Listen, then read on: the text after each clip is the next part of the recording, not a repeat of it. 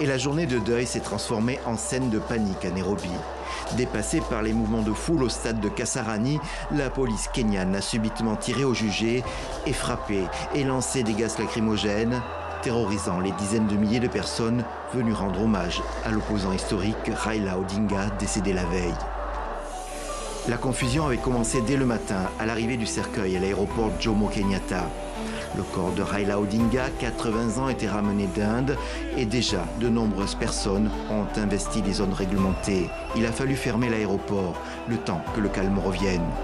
Cet engouement montre la popularité du politicien surnommé Baba, c'est-à-dire papa en swahili. Il était une figure de la communauté Luo et s'était présenté 5 fois à la présidentielle.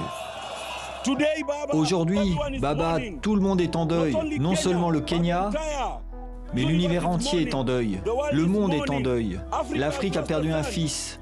Votre mort ne peut être comparée qu'à une seule mort sur cette planète. Elle ne peut être comparée qu'à celle de Madiba, Nelson Madiba Mandela en Afrique du Sud. Je me souviendrai de lui parce qu'il était une personne humble, une personne qui envisageait les choses pour qu'elles profitent à tous. Il n'était pas égocentrique. S'il avait été égocentrique, le Kenya n'aurait pas été là où nous en sommes aujourd'hui, car Raila Odinga était une personne qui voyait grand pour le pays, plus que pour son propre intérêt. Commence alors un lent et difficile défilé pour rejoindre le centre de la ville.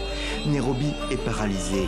Devant l'afflux de personnes, les autorités renoncent à amener le cercueil au Parlement kényan. Le cortège est dérouté vers le plus grand stade de la ville. Il faudra déjà l'intervention musclée de la police pour qu'ils puissent pénétrer dans l'enceinte. C'est donc dans les coulisses du stade que la famille et les officiels ont pu rendre hommage à Raila Odinga. Son corps est recouvert d'un tissu orange, la couleur de son parti. Le président Ruto aussi s'est déplacé. Il s'est incliné devant la dépouille de son adversaire à la dernière présidentielle. William Ruto a décrété 7 jours de deuil national. Les obsèques se poursuivront dans l'ouest du Kenya, la province d'origine du défunt.